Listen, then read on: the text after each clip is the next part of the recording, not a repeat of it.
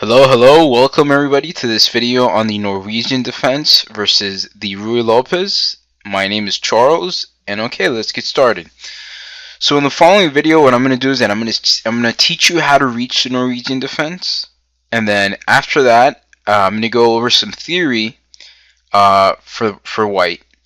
Now, with that said, what could we say about the opening? Well, the opening is really a sideline of the Rui Lopez, and it's not really considered all that popular, and it's really not considered that good of an opening system. The key model game is a game between Anand and some other player where Anand plays knight to h4 with the threat of queen to h5 check, etc., etc. And it became a model game against this variation. As a result, it really hasn't been played much. Now, with that said, there is a game that I like very, very much, and we're going to go over that game today as a model game to understand how to play versus this system. So with that said, white usually starts off with e4. Black plays e5, knight f3, knight c6, bishop to b5, a6, bishop a4, b5, bishop b3, and now the Norwegian defense is when black plays knight to a5. And the idea of this is fairly obvious, right? Black is trying to capture the bishop on b3 and gain the two bishop advantage early on in the game. Okay, so knight takes e5 doesn't work here after queen to e7, and there are several alternatives for white. The common belief here is that the best move is to castle by white. The other alternative is to play d4, but there are some other alternatives. One of them, which I want to bring to your attention, is bishop takes f7. And after king takes, knight takes e5 check, king e7, only move, d4, d6, bishop g5 check, knight f6, queen to f3, and unfortunately, I personally don't believe that white has enough here.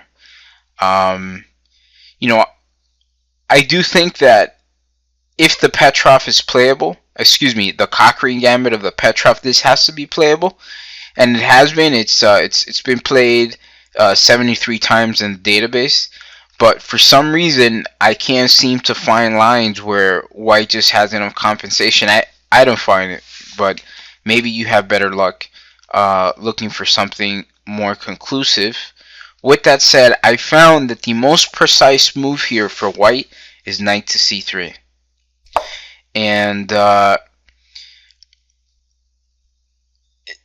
explain myself, the reason why is there is only one move that's playable for black, and it's the move d6. Otherwise, all other moves get white an advantage. And if black wants to transpose to the typical lines of the Norwegian, then he has to capture on b3 immediately. And we're going to go over that because that's one of the main lines. So first, let's look at if he has any alternatives. The only one alternative that he could have, and this is a typical move that's done in this position, f6. The reason why he does this is because he wants to bolster his center, because he's going to exchange the knight for the bishop. And he's not concerned of weakening this diagonal because he knows that this bishop is going to end up being exchanged in the next move or so. As a result, he's not concerned of the white square weaknesses, which is why it's not as positionally hideous as it should be. But unfortunately for him, it fails tactically after knight takes c5. Knight b3, pawn takes, and the threat now is queen to h5 check, and as a result, white is winning. So going back, if instead of f6, really the main alternative here is knight takes b3, pawn takes, and this is how most games in theory have gone. Bishop b7, castles, now you transpose, d6, d4, and f6, and this is the main tabia of the position. Not the main tabia, I apologize. It's basically a position where white has several alternatives to choose from. The Anand game went knight to h4. There's also a game by Nigel Short. But the move that I'm going to be recommending is queen to e2. I like it very much. Queen to d3 is an alternative, and it might even be the best move, but I like queen to e2 because there are a lot of ideas behind this move. And okay, the game that we're going to look at went g6, and we'll see that towards the end of the video. So now that we know what the main line is, let's look at how black should play to try to get an equal game from the get-go. Here, instead, d6 is the most precise move. We play d4, and now knight takes bishop on b3 leads to pawn takes. And now black has to capture because we're threatening pawn takes pawn on e5 or knight takes b5. And so he has to capture on d4. We go queen takes. We are still threatening knight takes b5, so bishop b7, castles. And now after knight f6, we play rook to e1 with the idea of playing e5. For instance, bishop e7, e5, and after pawn takes, queen takes, bishop takes f3 doesn't matter. We have an overwhelming advantage here. The problem is that black is going to have a hard time completing his development as a result of this bishop being pinned. So all lines favor white there. So after pawn takes d4, we go queen takes, bishop b7. If knight f6, then simply e5, knight c6, queen e3, knight takes e5, knight takes e5, pawn takes, queen e7, and now bishop to f4. A good move, and we have a favorable endgame, where we have 4 pieces developed compared to black's 2. It's going back. Now black usually plays bishop b7, and now we play bishop to g5. What I want, this is as much as you have to know really about the opening, or half of what you have to know, because if you I don't know, if you just take a look at the position, white has every single minor piece developed. He's going to castle and he's going to connect his rooks, and he's basically completed his development. Well, black only has a bishop developed and a knight that, you know, we really can't say that it's gonna be exchanged, basically, because at the moment it's not really doing much. It's really not doing much more than the bishop on b3. So as a result, white is qualitatively in a better position, and he's you know, this is why white is better, or he should be better. So after knight to f6, we play castles long. Black now captures on b3. If he plays c5 trying to be ambitious, we play queen to e3, and after c4, e5, white is just crushing black. So going back, knight b3, pawn takes, h6, and okay, bishop e7 is also an alternative, but once again, our thematic move, we play e5. And then if pawn takes, then we play queen takes, threatening the queen, and also playing rook h2 e1, once again pressuring that pinned bishop, not letting black complete his development.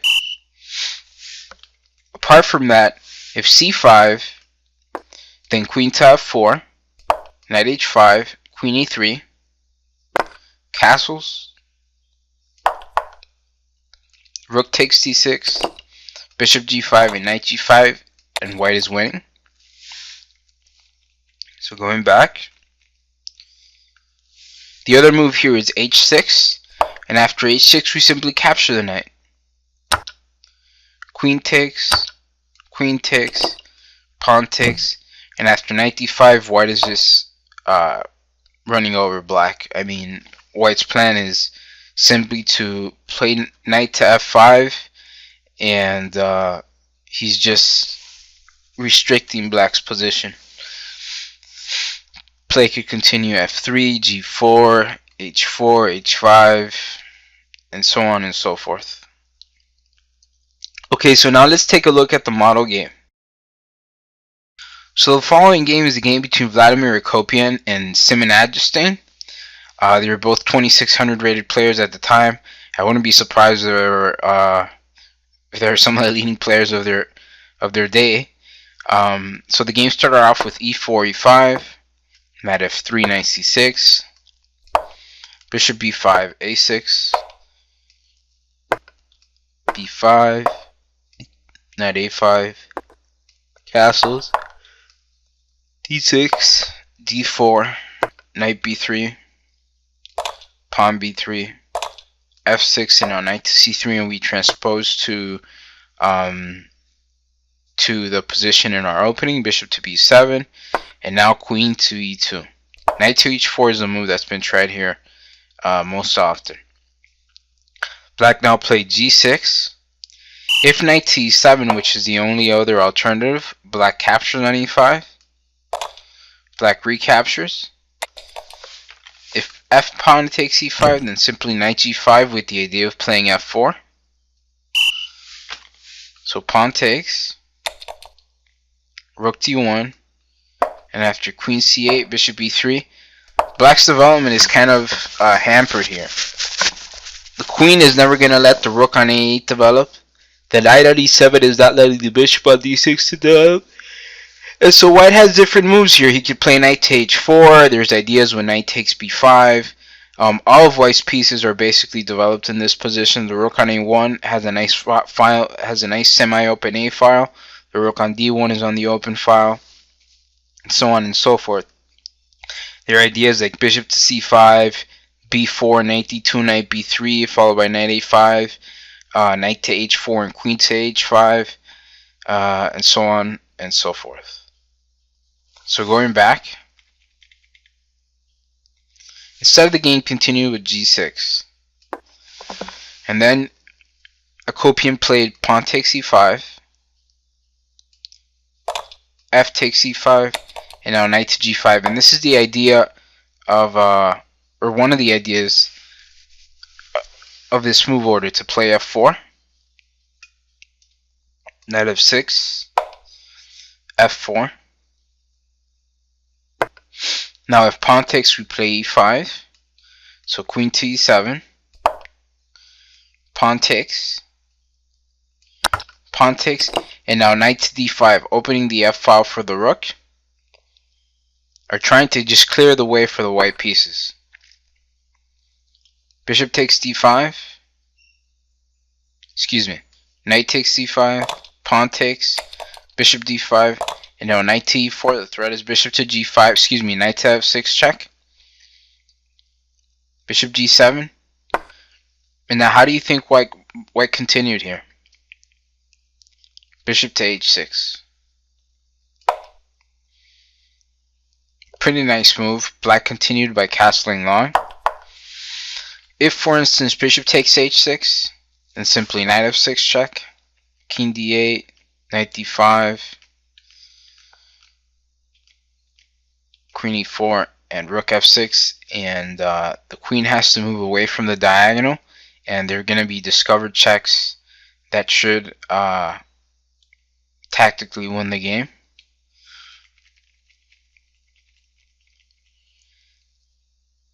If instead rook to f8, then bishop g7, queen d7, knight f6 check, rook takes and queen takes e5. If bishop e4, then we take on e4, and after bishop g7, rook takes a6, white is just winning. And last, the game continued by castling long, exchanging on g7, rook takes a6, and white is just winning here. Here we could stop analyzing, but just to see the complete game after bishop b7, white continued incredibly nicely with knight to c5, sacrificing the exchange. Now the idea is if bishop takes a6, we play queen to e4, and there's no way to stop the mate threats. So rook d5, queen g4 check, king b8, knight takes bishop, king takes,